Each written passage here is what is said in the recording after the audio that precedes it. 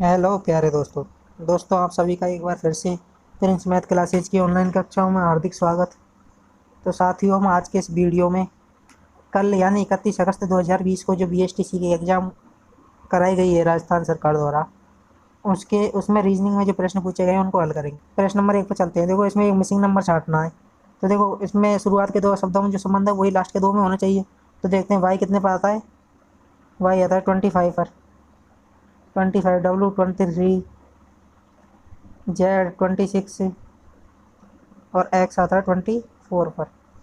इसके इससे क्या लिखा गया, यू यू कितना 21, एस कितना 19, 19, बी कितना 22 और टी कितना 20। तो साथ ही देखो, इनसे कितने कितने कम किया, चार कम, मतलब -4। इसमें भी -4, इसमें भी -4 और इसमें भी -4। तो देखो, हमें पिछले वाले से वही संबंध निकालना है। मतलब एम कितने पर आता है, 13 पर। 13 से 4 कम 9, 9 मतलब आई, 9 मतलब आई। और के कितने पर आता है, 11 पर। 11 में 4 का मतलब 7, और 7 मतलब क्या होता है, जी। 7 मतलब जी। अब एन एन कितने पर, 14 पर। 14 पर, 14 में 4 कम 10, और 10 मतलब जे। देखो ऑप्शन में देखते हैं चलो, 3 3 तो मिल रहा है, पहले सी में मिल रहा है, बी में मिलता है, मिल रहा है। और लास्ट में क्या है, एल एल कितने पर आता है, 12 पर। 12, 12 में 4 कम 8, और 8 मतलब क्या होता है, एच। तो फर्स्ट वाले क्वेश्चन का आंसर क्या हो गया, बी। फर्स्ट वाले का आंसर बी। साथियों, चलते हैं हम दूसरे प्रश्न की तरफ। तो साथियों, अब चलते हैं प्रश्न नंबर 2 की तरफ, जिसमें दिया गया है क्या, राम की उम्र श्याम से 5 गुना है। राम की उम्र क्या दिया गया है, राम की उम्र श्याम से 5 गुना है। श्याम है, श्याम की कितनी है, 5 गुने के बराबर। तो यहाँ से राम और श्याम की आयु का अनुपात कितना आ गया, 5:1, 5/1। ये श्याम है। तो देखो, इन दोनों में अंतर कितने का, 4 का। और प्रश्न में कितने अंतर दे रखा है, 8 का। तो बराबर 8 को जाते हैं, यहाँ से एक बराबर कितना आ गया, 1/2 आ गया। और हमें क्या ज्ञात करना है, राम राम का अनुपात कितना है, 5। या राम कितने के बराबर, 5 के बराबर। तो यहाँ से 5 कितने कितने के बराबर आ जाएगा, तो यहाँ से हम निकालेंगे 5 बराबर। तो 5 बराबर, दोनों तरफ 5 का गुणा कर दो, 5 × 2, 5 × 2 यानी कि 10। तो कितना आंसर आया, हमारे इस प्रश्न का आंसर आया बी, इसका भी 10।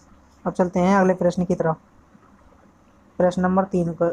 प्रश्न नंबर 3 की तरफ, इसमें दिया गया, दिए गए 4 विकल्पों में से वह कौन सा समुच्चय है जो इस प्रकार के संबंध से सर्वाधिक समान है। तो साथ ही जो कि संबंध में बात करते हैं, तो इसमें क्या दे रखा है, 1, 8 और 27, जो कि क्या है, 1 का क्यूब, 2 का क्यूब और 3 का क्यूब। अब देखो, इसके ऑप्शनों में देखते हैं। ऑप्शन नंबर 1 में ही दे रखा है ऐसे संबंध जिसमें संख्या क्यूब यानी 3 घात के रूप में दे रखे। तो इसमें कितने, 4 का क्यूब, 5 का क्यूब और 6 का क्यूब। तो इसका आंसर क्या हो जाएगा, ऑप्शन नंबर ए। अब चलते हैं हम अपने अगले प्रश्न की तरफ। इसमें दे रखा है, गाजर खाद्य पदार्थ सब्जियों को कौन कौन सा चित्र सही रूप से नहीं करता, तो मतलब वह आरेख बनाना है। तो देखो, खाद्य पदार्थों के अंदर ही आते हैं क्या, सब्जियां। और सब्जी के अंदर आते हैं क्या, गाजर। तो इस प्रकार इसका आंसर क्या हो जाएगा, ए। अब अगले प्रश्न में चलते हैं, प्रश्न नंबर 5 की। ये प्रश्न काफ़ी कन्फ्यूजिंग लग रहा है मेरे को, लेकिन इसका आंसर जहाँ तक मेरे अनुसार इसका आंसर डी है, सूखा। चक्रवात का जिस प्रकार संबंध प्रति चक्रवात से है, उसी प्रकार बाढ़ का संबंध किससे होगा, सूखा से। तो और दोस्तों, चलते हैं अगले प्रश्न नंबर 6 की तरफ। दिया गया है, कबूतरों, पक्षी और कुत्तों में वह को संबंध कौन सा चित्र सही तरीके से निरूपित करता है। तो देखो, पक्षियों के अंदर आते हैं कबूतर और कुत्ते आते हैं जानवर को। तो इसका आंसर हो गया डी। अब चलते हैं साथियों अगले प्रश्न की तरफ। साथियों, इस बार पेपर का लेवल काफ़ी अच्छा रहा है रीजनिंग को देखते हुए। तो दोस्तों देखो, अब चलते हैं हम प्रश्न नंबर 7 की तरफ, जिसमें क्या दिया गया है, अगर माइनस का मतलब दे रखा है इसने गुणा। माइनस का मतलब क्या दे रखा है, गुणा। तो माइनस की जगह गुणा कर दिया। और गुणा का मतलब दे रखा है माइनस, तो गुणा की जगह माइनस कर दिया। और प्लस का मतलब दे रखा है गुणा, तो प्लस की जगह गुणा कर दिया। और माइनस का मतलब दे रखा है इसने भाग, तो माइनस की जगह भाग कर दिया। तो 16 में किसका भाग देंगे, 4 का। तो कितना आएगा, 4। यहाँ इधर माइनस का चिन्ह है और इधर किसका चिन्ह है, गुणा का चिन्ह। गुणा के बाद 2 है और आगे क्या लिखा है, 2 × 8। 2 × 8, तो इधर अलग गुणा हो जाएगा, तो ये हो जाएगा 16 माइनस 4 × 2 8। तो कितना आएगा इसका आंसर, 8। तो इसका कौन सा ऑप्शन सही है, बी ऑप्शन सही है। साथियों अब चलते हैं अगले प्रश्न की तरफ। अगला प्रश्न क्या कह रहा है कि निम्न श्रेणी को पूर्ण कीजिए। दोस्तों देखते हैं श्रेणी में क्या चक्कर है। तो दोस्तों देखो सर्वप्रथम क्या कर रहा है, इसने 4 से 7 पे गया तो कितना प्लस किया, 4 से 7 पर +3, फिर 7 से 11 पर +4, फिर क्या किया प्लस, फिर प्लस कितना किया 7, फिर प्लस कितना किया 11, फिर प्लस कितना किया 18, फिर प्लस कितना करना पड़ेगा जो अगली संख्या आएगी। तो देखो साथियों सबसे पहले 3 है, इस पहले वाले को छोड़ दो, इन दोनों को जोड़ा तो 7, और 7 को अगले में जोड़ दिया, फिर 4 और 7 को जोड़ा इसने मतलब 11, और 11 को फिर से अगले में जोड़ दिया, मतलब 18 में 11 जोड़े तो 29। अब देखो 7 और 11, 7 और 11 कितना 18, और 18 को 29 में जोड़ा तो 47। अब देखो 18 और 11 को जोड़ो कितना आया 29, और 29 को 47 में जोड़ो तो क्या आएगा इसका आंसर 76। तो इसका ऑप्शन ए सही है। अब साथियों चलते हैं अगले प्रश्न की तरफ। देखो जिस प्रकार इन दोनों में संबंध दे रखा है ध्रुव का चुंबक से, ध्रुव का चुंबक से तो बैटरी का किससे। दोस्तों चुंबक के क्या होते हैं ध्रुव, और बैटरी के क्या होते हैं टर्मिनल, एक धन टर्मिनल है एक ऋण टर्मिनल। तो दोस्तों इसका आंसर क्या आ जाएगा सी। अब चलते हैं अगले प्रश्न की तरफ। ये बोल रहा है कि निम्न में असंख्य शब्दों के जोड़ों को ज्ञात कीजिए जिनमें कोई मतलब जो इन सभी से भिन्न है। तो दोस्तों देखो ऑप्शन एक में क्या दे रखा है विस्तृत और चौड़ा। विस्तृत मतलब क्या होता है बड़ा, मतलब बहुत ज़्यादा, और चौड़ा भी क्या होता है बहुत ज़्यादा। ऑप्शन नंबर बी की बात करते हैं हल्का, एक तो हल्के की बात कर रहा है और भारी, ये दोनों विपरीत से लग रहे हैं। और बचे कुछ ऑप्शनों को ट्राई करते हैं। देखो लघु मतलब छोटा और छोटा दे रखा है, बड़ा और विशाल, तो इसमें अलग कौन सा है ऑप्शन नंबर बी। अब चलते हैं अगले प्रश्न की तरफ। देखो इसमें गुणा करवा रहा है 0.003 का गुणा 0.023। देखो गुणा करते हैं तो 6 आएगा, और 6 के आगे कितनी संख्या आएंगी जो पॉइंट के बाद में होंगी। तो देखो पॉइंट के बाद में कितनी संख्या, दोनों संख्या देखो ऊपर इसमें भी कितनी है 3 और इसमें 2, तो पॉइंट के बाद 5 संख्या आएंगी। तो पॉइंट के बाद 5 संख्या किस मारी, इस मारी देखो 2 0 और 2 0, और उसके बाद में 6 आ रहा है। बाद में जीरो कितनी भी लगी हो, पॉइंट के बाद कोई संख्या आ रहा है और संख्या के बाद जितनी भी जीरो लगी उनसे कोई मतलब नहीं है। तो इसका आंसर क्या है डी आएगा। साथियों अब चलते हैं इस प्रश्न की तरफ, प्रश्न नंबर 12 की तरफ। देखो इसमें हमें मैट्रिक्स पूर्ण करनी है। तो दोस्तों देखो ये किस प्रकार से करेंगे इसको।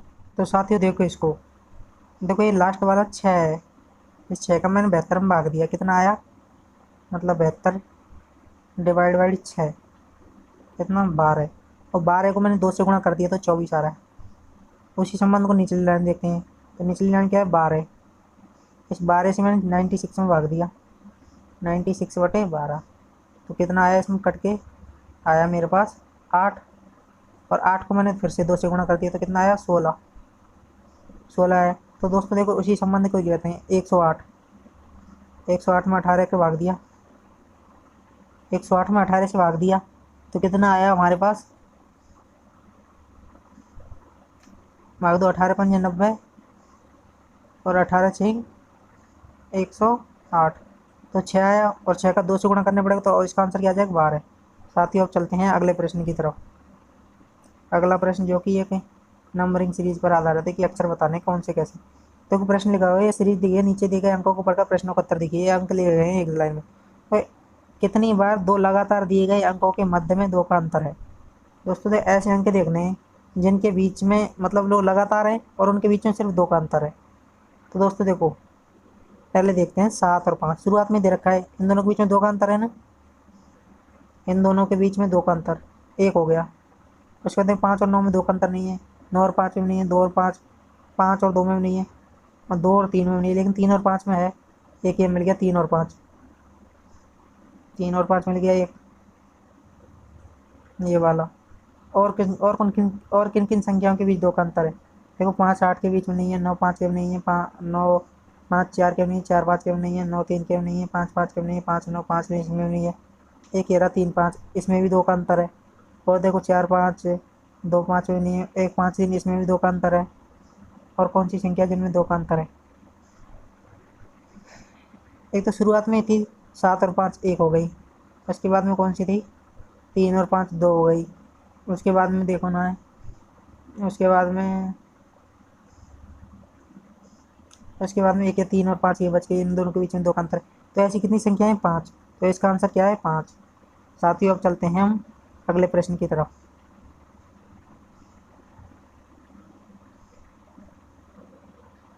साथियों इस बार अगला प्रश्न ये दे रखा है कि कितनी बार 5 के बाद 9 आया है परंतु इन जोड़ों में 5 से पहले 3 नहीं आया। दोस्तों अभी अभी जो हमने प्रश्न किया था उसमें जो संख्या दे रखी है उसमें अगर देखेंगे ऐसी स्थिति कि 5 के बाद 9 तो है, कि 5 के बाद 9 तो आए, लेकिन पहले क्या नहीं, लेकिन पहले 3 नहीं आना चाहिए। ऐसी कितनी स्थिति बनेगी? 5 बनेंगी, आप देख लेना करके। साथियों अब चलते हैं अगले प्रश्न की तरफ। अगला प्रश्न क्या है? इसमें सीरीज है। सीरीज में देखो हर तीसरा अक्षर क्या है? 8 है। हर तीसरा अक्षर 8 है। 8 तो इसके बाद में 8 आएगा, लेकिन ये वाला हमसे पूछा नहीं, पूछा है हमसे इन दोनों से रिलेटेड वाला। तो देखो इसमें कितने जोड़ रहे हैं? 6। 28 और 28 में +6 करेंगे तो कितना आएगा? 34। तो इसका आंसर आ गया डी। साथियों अब अगले इस प्रश्न में चलते हैं। इनमें असंगत बताना है। दोस्तों मैं इसमें अभी कंफ्यूज हूँ, लेकिन फिर भी इसमें आंसर आएगा 2। मेरे अनुसार इसका आंसर क्या हो गया? 2। इसका आंसर डी भी बनता है, लेकिन आपको मैं कमेंट करके बता दूंगा कि इसका आंसर कौन सा है अच्छा सही वाला। वैसे इसका आंसर बी है। अब देखते हैं एग्जामिनर कौन सा मानता है। साथियों अब चलते हैं अगले प्रश्न की तरफ। अगला प्रश्न दे रखा है। साथियों अब चलते हैं प्रश्न नंबर 17 की तरफ, जो कि काफ़ी अच्छा सवाल है। एसटीसी के लेवल का था नहीं, लेकिन फिर भी दे दिया है। तो देखो साथियों इसमें इनके मतलब 378 सिक्के हैं एक व्यक्ति के पास। उनमें 1 रुपये 50 पैसे और 25 पैसे के सिक्के हैं। इन जिनके मूल्यों का अनुपात दे रखा है 13:11:7। तो 50 पैसों के सिक्कों की संख्या की याद करनी है। मूल्यों का अनुपात कितना है? 13, 11 और 7। दोस्तों देखो इसमें इनकी वैल्यू का अनुपात निकालो। वैल्यू मतलब कितनी कितनी वैल्यू, जैसे 1 रुपये की वैल्यू कितनी है? 1 रुपये की वैल्यू 1 ही है, लेकिन 1 रुपये की संगत 50 पैसे की वैल्यू कितनी है? मतलब 2 50 पैसे मिलकर 1 रुपये बनाएंगे, तो 50 पैसे की वैल्यू कितनी है? 2। मतलब एक के सामने जैसे ये एक, तो 1 रुपया किसके बराबर है? 2 50 पैसे के बराबर, अनुपात के बराबर। ऐसी 25 पैसे कितनी वैल्यू हो जाएगी? 4। इनकी वैल्यू का अनुपात 4 हो जाएगा। और वैल्यू को रुपये के अनुपात से गुणा कर देते हैं इनको। तो देखो ये 13 है, 13 इंटू ये कितना गया? 13 है। ये क्या इतना बन गया? रुपये आ गए इनके, कि भाई वैल्यू इतनी इतनी वैल्यू की मात्रा के अनुपात हमारे पास रुपये है और उनका अनुपात इतना दे रखा है। तो 13 तो है 1 रुपये के अनुपात की बात कर रहे हैं। और 11 इंटू 2 मतलब 22, और 24 इंटू 7 मतलब 28। तो इनका अनुपात कितना आ गया? 13:22:28। लेकिन हमें कितने दे रखा है? 378 दे रखा है टोटल, और इन सभी का टोटल कितना आ रहा है? 63, 63 आ रहा है। तो 378 हमें टोटल दिया हुआ है, तो 378 को 63 से डिवाइड करते हैं, कितना आएगा? हमारा आएगा 6। और 6 को हमें किसी की याद करने 50 पैसे कहते हैं, और 50 पैसे कितने हैं? 22। तो 6 इंटू 22 करते हैं, कितना आ गया? 132। तो इसका आंसर क्या हो गया? 132। तो यानी सी ऑप्शन है इसका आंसर। और साथ ही अब चलते हैं अगले प्रश्न की तरफ। एक कूट भाषा में स्टाइल को यह कहा जाता है, मतलब जो लिखा हुआ है, और बुलेट को यह कहा जाता है। इसी कूट भाषा में माउंटेन को क्या कहा जाएगा? तो साथियों देखो सबसे पहले हमें इस प्रकार के प्रश्नों में नंबरिंग करनी होती है। तो देखो देखते हैं, एस से यू जा रहा है। एस से यू, एस कितने पाता है? 19 पर। एस कितने पाता है? 19 पर।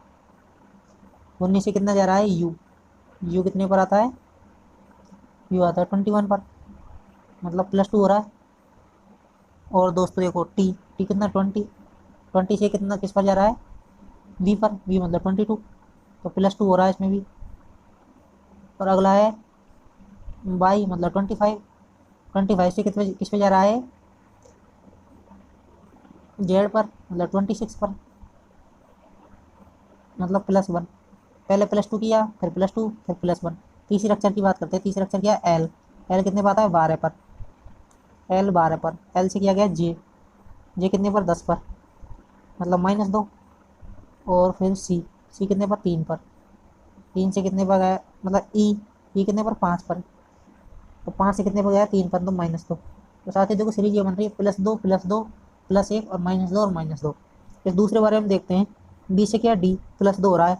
एल से एन +2 हो रहा है। यू से भी प्लस ही हो रहा है। एन से एल -2, और इसमें भी -2 हो रहा है। इससे ये वाला सिस्टम वाला क्या करेगा? पहले +2 +2, फिर +1, फिर -2 और फिर -2। इस तरीके की सीरीज बना रखी है इसने। तो साथियों अब देखते हैं इस वाले को क्या लिखा गया है इसने। देखो m कितने पर 13, 13 में +2 करिए, 13, 14 और 15, 15 क्या ओ, ओ इस ऑप्शन में भी आ रहा है और इसमें भी आ रहा है। अब दूसरा अक्षर देखते हैं ओ, ओ में भी +2 किया, पहले +2 शुरू के दो अक्षर में दो तो जोड़े, फिर एक जोड़ा है, फिर दो कम किए गए। ओ में एक जोड़, ओ में दो जोड़ा तो 17, मतलब क्यू बना, दोनों ऑप्शनों में है। अगले देखते हैं यू, यू में एक जोड़ना है क्योंकि बीच वाले में एक जोड़ रहा है नहीं, तो यू से क्या वी, तो इसका आंसर क्या होगा option A, option A answer. अब चलते हैं क्वेश्चन नंबर 29 की तरफ। माइक अपने घर से निकला और 10 मील पश्चिम की तरफ चला। माइक अपने घर से निकला और 10 मील पश्चिम, पश्चिम इधर की साइड होता है, पश्चिम की तरफ होता है, इधर की तरफ। ये कितना चला, 10 मीटर चला, 10 मीटर चला और फिर दाहिनी ओर मुड़ता है, दाहिनी की तरफ ऊपर मुड़ा और कितना चला, 10 मीटर। दाहिनी ओर मुड़ा और 10 मीटर चला और फिर बाएं मुड़ता है, तो बाएं किधर होगा इसका, इधर। बाएं मुड़कर 5 मीटर चला, 5 मीटर चला, फिर बाएं मुड़कर 10 मीटर चला, फिर बाएं मुड़ गया, कितने मीटर, 10 मीटर, 10 मीटर चला। अंत में वह बाईं ओर मुड़ता है, चलो बाईं ओर मुड़ गया और 15 मीटर चला, 15 मीटर चला तो ये प्रारंभिक बिंदु पर ही आ गया। इधर यहाँ से 15 मीटर चला तो 5 तो ये और 10 ये, 15 मीटर चला तो प्रारंभिक बिंदु पर आ गया। तो उसमें क्या था, तो उसके तत्कालिक स्थान से घर की कितनी दूरी है, तो प्रारंभिक बिंदु पर आ गया तो 0 है, तो इसका आंसर 0। दोस्तों अगला प्रश्न है हमारे साथ ही, और चलते हैं अगले प्रश्न की तरफ, जो कि क्या दे रखा है, दिया और दक्ष की औसत आयु 22 वर्ष है। दिया और दक्ष की, इन दोनों को जोड़ के 2 को भाग देते हैं तो कितना आता है, 22। ये औसत आयु दे रखी है, तो दिया और दक्ष की आयु का योग कितना हो गया, 22 दूनी 44। इसका इधर बड़ा हो जाएगा ना, 22 दूनी 44। यदि इनमें सुरभि की उम्र को जोड़ दिया जाए, मतलब दिया प्लस दक्ष प्लस सुरभि, ऐसा 60 से लिख रहा हूँ मैं, सुरभि को जोड़ दिया जाए तो इनकी औसत आयु कितनी हो जाती है, 28। मतलब 28 × 3, इन तीनों का योग कितना हो गया, 28 × 3 कर देंगे तो कितना आ गया, 84, 84, 84 आ गया। तो सुरभि की आयु कितनी है, तो सुरभि, इन दोनों की आयु का योग तो 44 है और सुरभि का योग कितना हो गया, 84। तो कितनी होगी सुरभि की आयु, 40 ईयर, मतलब 40 वर्ष। तो इसका आंसर हो गया डी ऑप्शन। साथियों अब चलते हैं हम अगले प्रश्न की तरफ। साथियों अब चलते हैं हमारे अगले प्रश्न की तरफ। इस प्रश्न में क्या दे रखा है, एक परीक्षा में राज को मुकेश से ज़्यादा अंक मिले। राज को मुकेश से ज़्यादा अंक मिले, राज को मुकेश से ज़्यादा अंक मिले किंतु प्रिया जितने नहीं, मतलब इसको प्रिया से कम अंक मिले, राज को, प्रिया से, राज को प्रिया से कम अंक, ऐसे मतलब प्रिया को सबसे ज़्यादा, राज को उससे कम और मुकेश को उससे कम मिले। प्रिया को गौरव एवं कविता से ज़्यादा अंक मिले, और क्या कह रहा है अगली, प्रिया को गौरव व कविता, इन दोनों से ज़्यादा अंक मिले, किसी मिले, प्रिया को मिले। गौरव और मुकेश के अंक, गौरव को मुकेश से कम अंक प्राप्त हुए, मतलब ये जो गौरव है इसको मुकेश से कम अंक प्राप्त है, कम अंक प्राप्त हुए, परंतु इसके अंक सबसे कम नहीं है। तो सबसे कम कौन बचा, ये कविता बची शायद। तो देखो ये गौरव है, जी आ रहा है ये, तो देखो इनको जमाते हैं सही तरीके से। तो सबसे ज़्यादा किसको मिले, इनको देखते हुए सबसे ज़्यादा मिले प्रिया को, उसके बाद राज को, उसके बाद, उसके बाद मिले मुकेश को, उसके बाद कविता को, और उसके बाद मिले गौरव को। तो साथ ही हमसे प्रश्न पूछा है कि दूसरे नंबर पर कौन था, तो दूसरे नंबर पर कौन था, राज। तो इसका आंसर हो गया ऑप्शन सी। अब चलते हैं हम हमारे अगले प्रश्न की तरफ, जो कि है, एक लड़के का परिचय कराते हुए, एक लड़के का परिचय, एक लड़के का परिचय कराते हुए एक लड़की ने बोला, एक लड़की का परिचय कराते हुए ये लड़की हो गई और ये हमारा लड़का हो गया। इस लड़के के बारे में ये लड़की कह रही है कि यह है मेरे मामा के पिता, इसके मामा, मतलब ये लड़की के मामा, ये हो गए क्या, मामा। ये लड़की का मामा हो गया ये वाला, लड़की के मामा के पिताजी, इसके पिताजी हो गए ये वाले, पिताजी हो गए। पिताजी की लड़की का लड़का है, पिताजी की लड़की हो गई ये वाली, पिताजी की लड़की मतलब इस लड़की की मौसी हो गई, मामा की सिस्टर मतलब इस लड़की की मौसी। पिताजी की लड़की का लड़का है, ये अपनी मामा के पिताजी की लड़की, ये होगी पिताजी की लड़की, इसका ये लड़का है। मतलब ये क्या हुआ, इस लड़की की मौसी का लड़का होता है, इन दोनों में क्या संबंध है, भाई बहन का संबंध है। अब चलते हैं अगले प्रश्न की तरफ। निम्न में से कौन सा दूसरे संबंधों से संबंध नहीं रखता है, नहीं है, संबंधित नहीं है। तो साथियों देखो, वीणा, गिटार, बांसुरी और सारंगी। तो साथियों देखो, इन सभी में हमें अंदर कुछ ज़्यादा देने नहीं पड़ते, लेकिन इसका आंसर क्या है, बांसुरी है। बांसुरी में हम भीतर हवा देते हैं तभी इससे संगीत के स्वर सुनाई देते हैं, नहीं बच्चे कुछ किसी से भी हमें हवा देने की जरूरत नहीं होती। अब साथियों चलते हैं अगले प्रश्न की तरफ। अगले प्रश्न में कह रहा है, 5 मित्रों में ए, बी और डी की तुलना में भारी है। क्या कह रहा है अगला प्रश्न, ए बी और डी की तुलना में भारी है, मतलब ए ज़्यादा वजन वाला आदमी है, ए ज़्यादा वजन वाला आदमी, ए क्या है, ये भारी है कौन कौन से, बी से और डी से, बी से और डी से। सी डी की तुलना में हल्का है, सी डी से हल्का है, मतलब डी भारी है। साथ ही देखिए क्या कह रहा है, पहली लाइन में 5 मित्रों में ए बी और डी की तुलना में भारी है, ए बड़ा है, ए भारी है, ना कि बी और डी ए से भारी है, ए भारी है। और सी डी की तुलना में हल्का है, तो इस यहाँ पर डी बड़ा है और सी कमजोर है, मतलब हल्का है। और अगली लाइन कह रहा है, बी डी की तुलना में हल्का है, अगली में बोल रहा है बी डी की तुलना में हल्का है, लेकिन ई से भारी है, लेकिन ये क्या है, ई से भारी है। डी की तुलना में तो हल्का है, लेकिन ई से भारी है, तो ई इससे कम हो जाएगा। तो इनमें सबसे भारी कौन है, तो सबसे भारी कौन हो गया इनमें, सबसे भारी ए हो गया ना। तो देखो, तो ये बी से भी बड़ा है ए, ये डी से भी बड़ा है, और डी से तो ये सारे छोटे हैं, बी भी छोटा है और ई भी छोटा है, ये छोटा है, जब ए, तो इसमें सबसे भारी कौन हो गया, ए। तो इसका कौन सा ऑप्शन सही है, ऑप्शन नंबर डी। साथियों अब चलते हैं अगले प्रश्न की तरफ। अगला प्रश्न जो कि है, निम्न में से असंगत को छाटिए। नहीं, उससे पहले एक और है, ए बी की बहन है। लो जी लो, ए किसकी बहन है, बी की, ये दोनों भाई बहन, ए बी की बहन है, कोई दिक्कत नहीं है, बहन। एफ जी की पुत्र है, एफ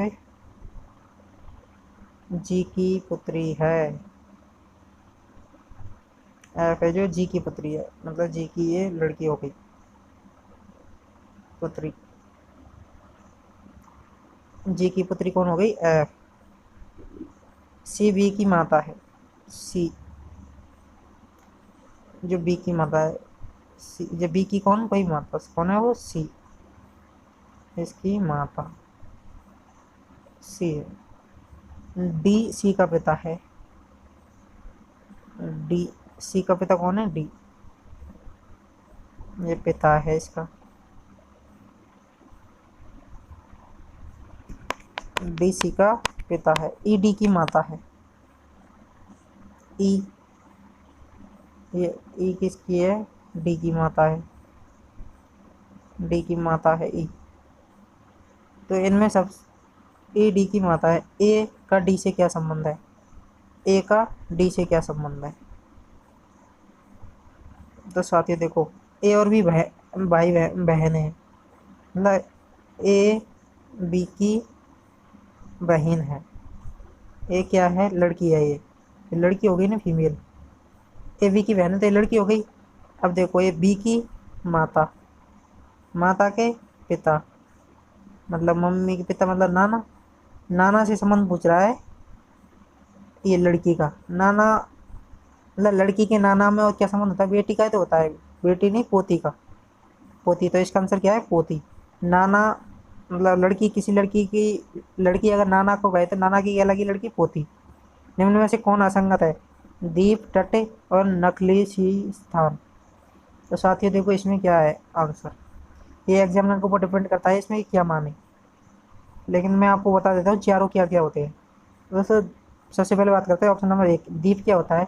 द्वीप एक ऐसा भूभाग होता है जिसके चारों तरफ पानी हो, जैसे चारों तरफ पानी है, ये हो गया द्वीप।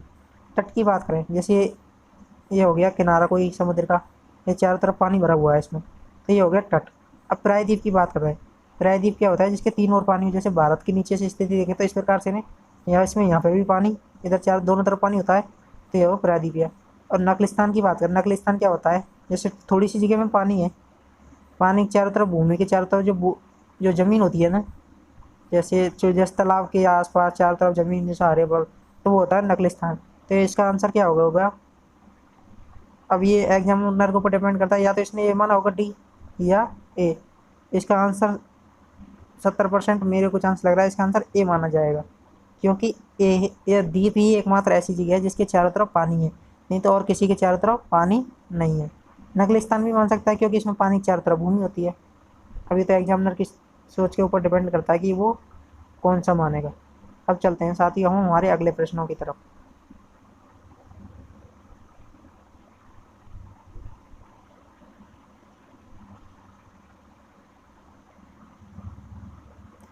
निम्न में से असंगत को ज्ञात कीजिए। लौंग, काली मिर्च, दालचीनी, खूबानी। तो इसका आंसर है खुबानी। साथ ही देखो ये सारी चीज़ मसाले में काम आते हैं, ये भी, लेकिन एकमात्र ये चीज़ है जो फ्रूट्स है, एक तरीके का फल है जो खाने के लिए काम आता है। तो इसका आंसर क्या है? खुबानी। दोस्तों ये कह रहा है कि बैट को 23 कहा जाए। बैट मतलब बी कितने पर? 2 पे, 2+1+20 मतलब 20 पर, तो ये 23 हो रहा है इनका जोड़। तो कैट। तो दोस्तों देखो इस 3+1+20, तो किसका आंसर कितना होगा? 24। साथियों अब चलते हैं हमारा अगले प्रश्न। अगले प्रश्न काफ़ी अच्छा प्रश्न है। एक चिड़ियाघर में हिरण और मोर है, एक चिड़ियाघर में हिरण और मोर है, उनके सिरों की गिनती 80 है और उनके पैरों की संख्या 200 है, तो कितने मोर हैं? साथियों देखो इस प्रकार के प्रश्नों को करने के काफ़ी तरीके हैं, लेकिन मैं आपको एक डायरेक्ट बताता हूँ जो कि है, इधर देखो। जैसे मैंने ये कहते हैं ये मोर है, ये हिरण है। अगर सबकी सब मोर हैं तो टोटल कितने? 80। तो टोटल पैर कितने हो जाएंगे इनके? 160। मैं बोल रहा हूँ सारे के सारे हिरण हैं, तो टोटल पैर कितने हो जाएंगे? 80 इंटू एक हिरण के 4, तो कितने हो गए? 340। 8 चौका 32 मतलब 320 हो गए, 320 हो गए ना, 320 हो गए। और ये टोटल पैर है कितने? 200। 200 पैर है टोटल, तो यहाँ पे कितना आ जाएगा? 120। और यहाँ पे कितना आएगा? 40। इन दोनों का अनुपात कितना हो गया? 3:1। अब 80 को 3:1 में बांट दो तो मोर का अनुपात कितना है? 3, और हिरण का अनुपात है 1। 80 को 3:1 में, तो ये कितना हो गया? 60 और 20। तो इसका आंसर क्या आ गया? 60। तो दो मोर कितने हो गए इसमें? 60। तो इसका आंसर क्या हो जाएगा? Option number D. अब चलते हैं अगले प्रश्न पर। अर्जुन अपने वेतन का 75% खर्च करता है तथा 1500 रुपये प्रति माह बचाता है, तो कितना परसेंट बचा रहा है वो? 75% खर्च कर रहा है, तो 25% ही तो बचा रहा है। तो 25% किसके बराबर है? उसके 1500 सेविंग के बराबर। और पूछ रहा है तो उसका मासिक आय ज्ञात करो, तो मासिक आय कितने परसेंट होगी? 100%। 100% ज्ञात करते हैं, तो देखो इसको कैसे करेंगे? 1500/25, 1% का मान आ गया, और इसको 100 से गुणा कर देंगे तो ये पूरा 100% का मान आ गया। तो 100 से गुणेंगे तो इस 25 से कितने बार कट जाएगा? 4 बार। और 4 × 15 से कितना आएगा? 15 चौका 60, और 60 के पीछे 2 0। तो इसकी इनकम कितनी आ गई पर मंथ की? 6000। तो इसका ऑप्शन डी आंसर। अगली संख्या दे रखी है 2, 5, 9, 19 और 37। साथियों हमारे प्रश्न नंबर 31 पे चलते हैं, जिसमें सी दे रखी है 2, 5, 9, 19 और 37। दोस्तों देखो 2 से 5, देखिए किस प्रकार से हल है सीरीज। मतलब दो को किया, गुणा किया 2 से, और +1 जोड़ दिया, कितना ले आए? 5 ले आए, 5 आ गया। अब 5 को गुणा किया फिर से 2 से, और प्लस कितना कर दिया, -1 कर दिया, गुणा 2 और -1। 5 को गुणा 2 से और -1, पहले तो गुणा 2 किया फिर -1। अब देखो 9 को गुणा 2 +1, मतलब इंटू 2 और +1 क्या कर रहा है, तो अब 19 को क्या करेंगे, क्या किया होगा इसने, गुणा 2 -1, 19 2 38, 38 -1 37। अब 37 को कैसे करेंगे, गुणा 2 और +1, तो 37 दूनी 74 और 1 75, तो इसका आंसर क्या आ गया 75। अब चलते हैं अगले प्रश्न की तरफ, जो कि है एक रिक्त स्थान पूर्ति कर रहा है। तो दोस्तों देखो, एस के बाद क्या आ रहा है, टी के बाद यू, और यू के बाद क्या आएगा, वी आएगा। तो दोस्तों देखो, इसमें वी कौन से ऑप्शन दे रखा है फर्स्ट में, ऑप्शन नंबर सी, तो इसका आंसर हो जाएगा सी। अब अगले प्रश्न में दे रखा है, यदि पहली अक्टूबर को सोमवार पड़ता है, मतलब अक्टूबर की 1 तारीख को सोमवार पड़ता है, तो उस महीने की 20 तारीख के 3 दिन बाद, 20 तारीख के 3 दिन बाद मतलब 23 तारीख को कौन सा दिन पड़ेगा।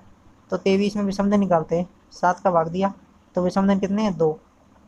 2 कितने किस में जोड़ दो, सोमवार में 2 जोड़ा दो, सोमवार में 1 जोड़ा तो मंगलवार, और 2 जोड़ा तो बुधवार, तो इसका आंसर बुधवार। अब चलते हैं प्रश्न नंबर अगले की तरफ, 34 की तरफ। काफ़ी अच्छा प्रश्न है, देखते हैं इसको। एक प्रस्तावित विधेयक के ऊपर सर्वेक्षण में 2877 लोगों ने भाग लिया। कितने लोगों ने भाग लिया, 2878 लोगों ने, जिनमें से 1652 आदमी थे। इनमें से मेल कितने थे, 1652। 1652 कितने थे, मेल आदमी थे। तो औरतें कितनी बची, औरतें बची कितनी, देखो 6, 6, 2, 2, 1, तो 12 से 26 औरत बची, मतलब फीमेल।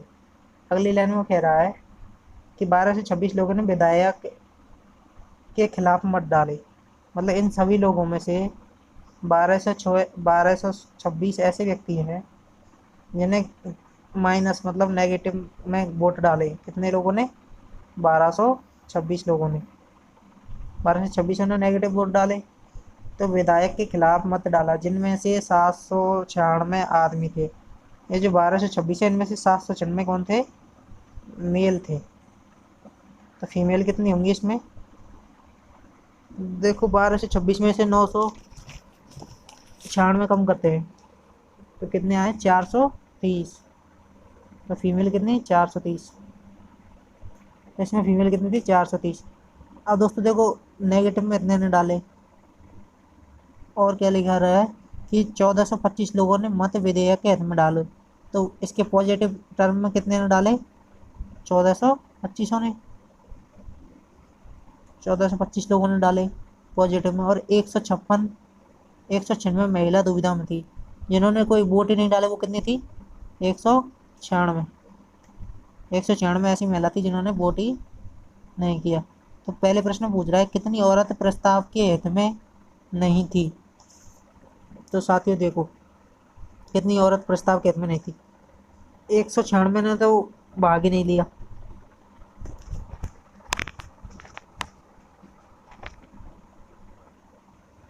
साथियों पूछ रहा है, कितनी औरतें प्रस्ताव के हित में नहीं थी, तो ये नेगेटिव वोट डाले वाले प्रस्ताव के हित में है ही नहीं। तो टोटल कितने हैं, 1226। इनमें से मेल कितने हैं, 796, और फीमेल कितनी बची थी अपनी, 430। तो ऐसी कितनी फीमेल होंगी, 430। तो इसका ऑप्शन ए सही होगा, इसका तो आ जाएगा 430 आंसर। अब ऐसे ने पूछा, कितने आदमी दुविधा में थे, मतलब ऐसे कितने आदमी जिन्होंने वोट ही नहीं डाला, चाहे पुरुष हो या महिला हो। तो देखो साथियों, कितनों ने वोट डाला था इसमें, 1226 और 1425 को जोड़ लेते हैं। 1226, 1226 और 1425, 1226 और 1425 जोड़ा तो कितना है, 2651। 2651 में 196 आदमी और जोड़ देते हैं, मतलब इन औरतों को जोड़ देते हैं जिन्होंने किसी भी पक्ष में वोट ही नहीं किया। तो हमारे कितने आदमी आ जाएंगे, इनके अलावा जो बच्चे कुछ ही आदमी है ना, इनको जोड़ लेते हैं। इनके अलावा जो बच रहे हैं वो कौन से आदमी बच रहे हैं, हमारे ऐसे आदमी बच रहे हैं जिन्होंने वोट नहीं डाला। तो दोस्तों देखो इसको जोड़ते हैं, कितना है 2847, 2847, 2847 आया। लेकिन टोटल आदमी कितने अपने पास विधेयक जो इन्होंने सर्वेक्षण में भाग लिया, 2878। तो 2878 और 2847 में कितने आदमियों का अंतर है, 31 का। तो इसका आंसर कितना हो गया, 31। तो इसका ऑप्शन ए। अगले प्रश्न में पूछ रहा है कितनी औरतें ने विधेयक के हित में मत दिया। तो कितनी औरतों ने विधेयक के हित में मत दिया। देखो साथियों, विधेयक के हित में कितने आदमियों ने मत दिया था, 1425 ने, 1425 ने दिया था विधायक के हित में मत। तो उनमें से ऐसी मतलब 430 और 196 महिलाओं ने नहीं दिया। 430 और 196 को जोड़ के 1226 में से कम कर देंगे, मतलब टोटल महिलाओं में से। तो ऐसे किया तो कितना आया हमारा आंसर,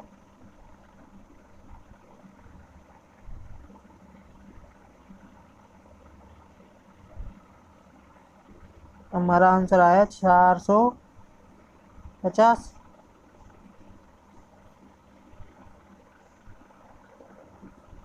कितनी औरतों ने विधेयक के हित में मत दिए।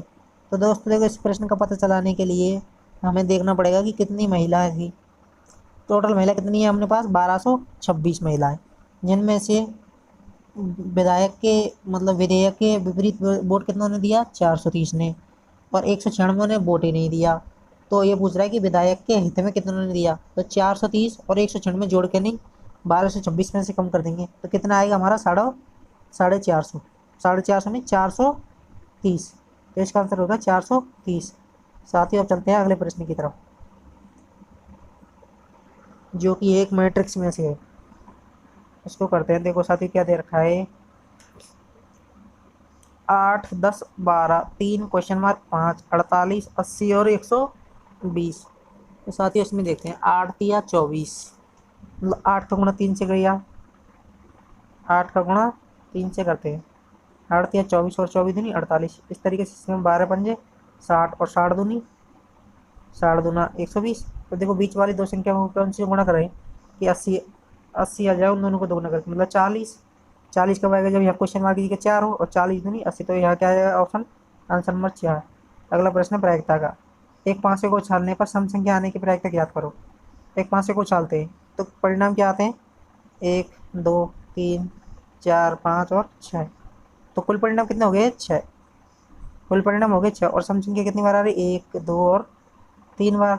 तो प्रायिकता क्या होती है हमारी, प्रायिकता होती है अनुकूल परिणाम बटे कुल परिणाम। अनुकूल परिणाम कितने हैं, 3 है, 2, 4 और 6, मतलब 3 बार ही तो सम संख्या आती है और कुल परिणाम कितने 6। तो इसकी प्रायिकता क्या आ जाएगी, 1/2, 3/6 या यानी कि 1/2। इसका आंसर नंबर डी।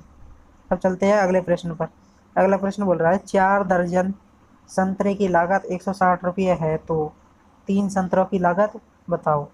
तो 4 दर्जन का मतलब क्या है कि एक दर्जन में 12 संतरे, तो 4 दर्जन में कितने संतरे हो गए, 12 चौक 48।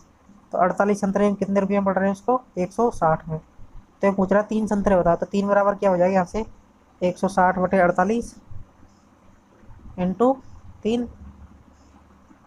3 से इसको काट ले कितने बार, 3 एकम 3 और 3 6 18, 16 बार, और 16 से इसको काटा 10 बार। तो कितना आया इसमें, 10 आया। मतलब 3 संतरों की लागत कितनी है, 10। तो इनमें से कोई नहीं आ जाएगा इसका आंसर। अब चलते हैं हम हमारे अगले प्रश्न पर। अगला प्रश्न है सन 1990 का पाठ्यांक किस सन में समान होगा। साथियों देखो, इस प्रकार के प्रश्नों को हल कैसे करते हैं, ये जैसे सन लिखी हुई है ना 1990, तो इसके लास्ट के 2 अंक लेते हैं जो कि वर्ष को बताते हैं। तो मतलब लास्ट कितने हैं, 90। इसमें किसका भाग देंगे, 4 का, 4 का भाग देते हैं। देखो इस प्रकार के कैसा भी प्रश्न हो उसमें लास्ट के 2 अंक उठाएंगे, इसमें 4 का भाग देंगे। अगर शेषफल 1 आया तो कैलेंडर, अगर शेषफल मतलब रिमाइंडर 1 आया तो कैलेंडर 6 साल बाद मिलेगा। अगर रिमाइंडर 2 आया या शेषफल 2 आया तो कैलेंडर अगले 11 साल बाद मिलेगा। अगर शेषफल 3 आया तब भी कैलेंडर 11 साल बाद मिलेगा। अगर शेषफल 0 आया तो कैलेंडर मिलेगा 28 साल बाद। तो देखो हमने इसके 1990 के लास्ट के 2 अंक उठाए, मतलब 90। 90 में 4 का भाग दिया तो कितने बार गया, 4 दूनी 8, एक बचा तो 10, 10 में 2 4 दूनी 8। तो इसमें शेष कितने बचे, 2, 2 शेष बचा तो कैलेंडर कितने साल बाद रिपीट होगा, 11 साल बाद। तो इसका आंसर क्या आ जाएगा, 2001। अब अगला प्रश्न है कुत्ते का संबंध जिस प्रकार घर से हो उसी प्रकार चिड़िया का संबंध किससे होगा?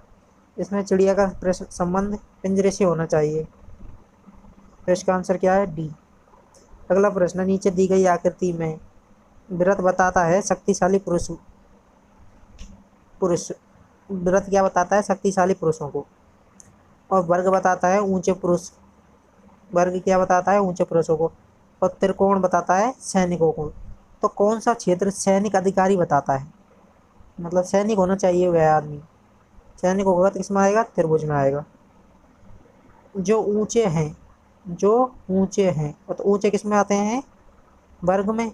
तो वर्ग में आने चाहिए, परंतु पर शक्तिशाली नहीं, मतलब व्रत में नहीं आने चाहिए। तो ऐसे कितने हैं? 4 है। तो इसका आंसर हो गया ऑप्शन नंबर सी। अगला प्रश्न, निम्न आकृतियों में से कौन सा विषम है? तो कोई 4 ऑप्शन जैसी ऊपर आकृति उसके भीतर ऐसी आकृति, जैसे यहाँ त्रिभुज तो भीतर भी त्रिभुज, यहाँ आयत तो यहाँ पर आयत, लेकिन इसमें आयत के भीतर क्या बना? त्रिभुज। तो इसका आंसर क्या होगा? ये। अगला प्रश्न है, दीपक रवि का भाई है। दीपक के रवि का भाई है। रेखा अतुल की बहन है। रेखा का पुत्र। साथ ही देखो इसको करते हैं, बहुत सिंपल सवाल है, आप करके देखोगे तो एक ही झटके में हो जाएगा। देखते हैं देर साथियों।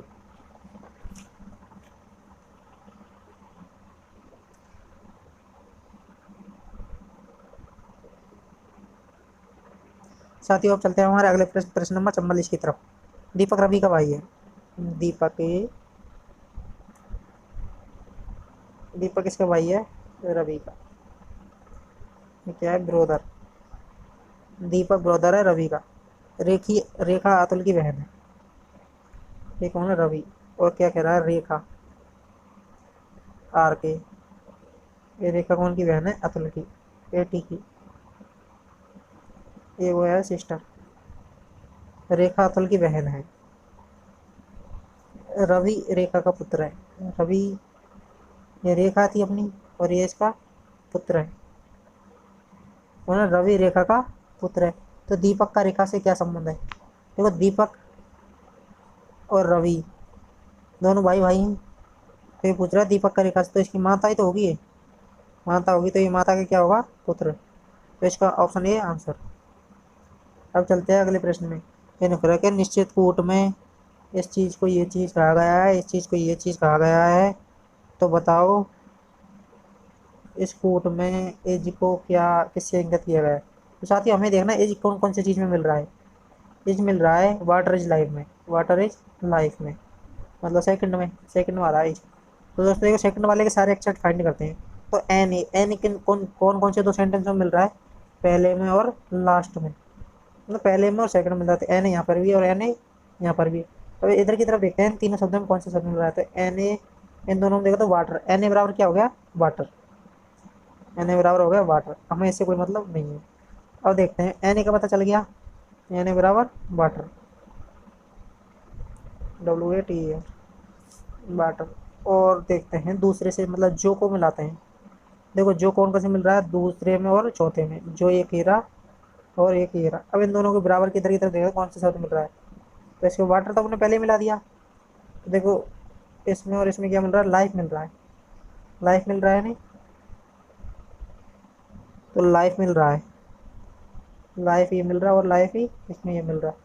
तो और इधर की तरफ कौन सा मिल रहा है? इधर की तरफ, इधर की तरफ ना तो पहले मिल गया तो जो मिल रहा है दोनों तरफ। तो जो का मतलब क्या हो गया? लाइफ।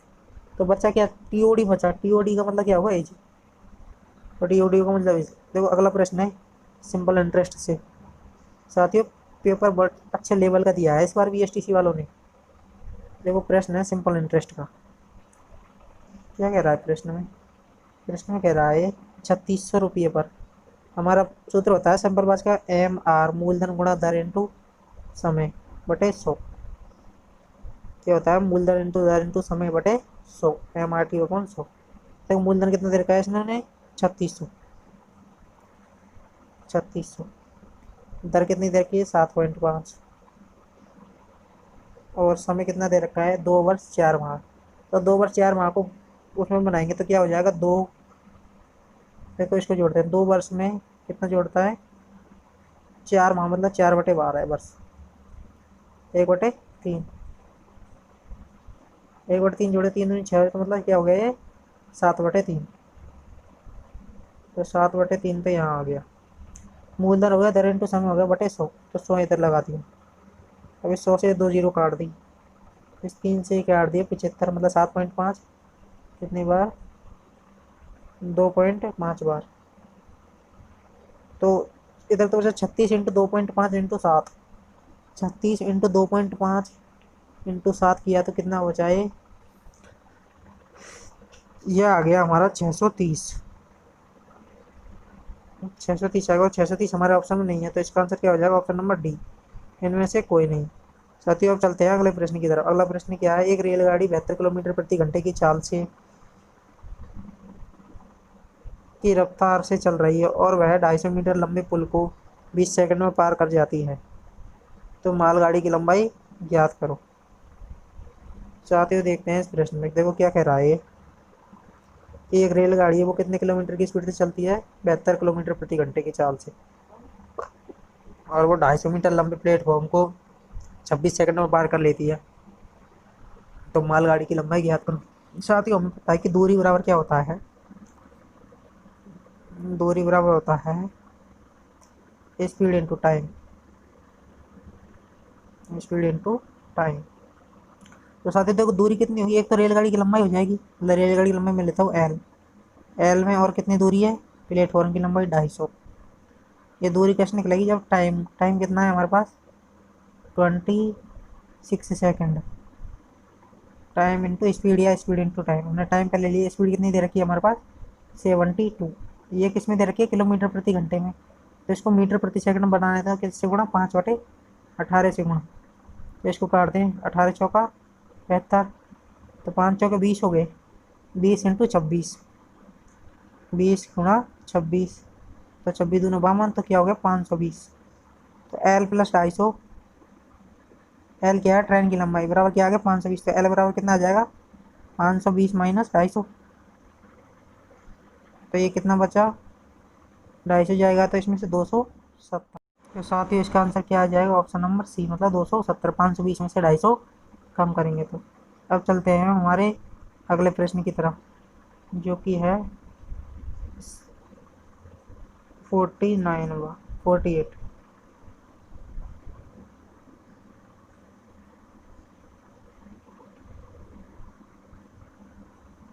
देखो क्या कह रहा है हमारा प्रश्न अगला, 49 छात्रों में नितिन 18वें स्थान पर है, तो उसका पीछे से कौन सा नंबर है, तो इसको डायरेक्ट याद करते हैं, 49 में से 18 कम करते हैं, कितना आया 30,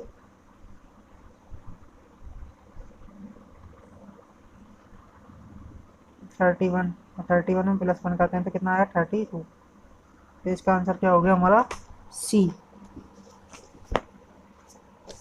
अब चलते हैं अगले प्रश्न की तरफ। अगले प्रश्न में पूछ रहा है असंगत बताओ, असंगत बताओ। तो असंगत देखो, इसमें देखो क्या कर रहा है, धर्म युद्ध, खोज यात्रा, अभिज्ञान और समुद्र पर्यटन, तो इसका आंसर क्या आ गया, या क्या आएगा, तो देखो इसका आंसर धर्म युद्ध आना चाहिए, कौन सा युद्ध, धर्म युद्ध। अगला प्रश्न, इसमें सबसे छोटी संख्या कौन सी है, तो दोस्त साथियों देखो इसमें सबसे छोटी संख्या है ऑप्शन नंबर ये 7/8। देखो 16 को 15 में भाग देते हैं तो कितनी बार जाता है, 0.9 आता है। 16 का 6 में देते हैं तो कितना आएगा, 2 के बाद बहुत ज़्यादा आ जाएगा, तो 11 के 12 में देते हैं, मतलब 110 का, 110 में 12 का देंगे तो 0.9 बार, ये भी 0.9 बार। लेकिन 7 का 6 में देंगे, मतलब 7 का 8 में देंगे तो कितना आएगा 70, 70 में 8 का देंगे तो 0.8, तो इसका आंसर सी। साथियों उम्मीद करता हूँ आपको रीजनिंग के सारे के सारे प्रश्न अच्छे से समझ में आ गए होंगे, BSTC एग्जाम हुए इस बार पेपर सच में ही अच्छे लेवल का था। तो साथियों अब आप रिजल्ट का इंतज़ार करो कि किस प्रकार से अच्छा रिजल्ट आया हो जब आपकी एग्ज़ाम अच्छी गई है तो। ठीक है साथियों, all the best your future planning के लिए।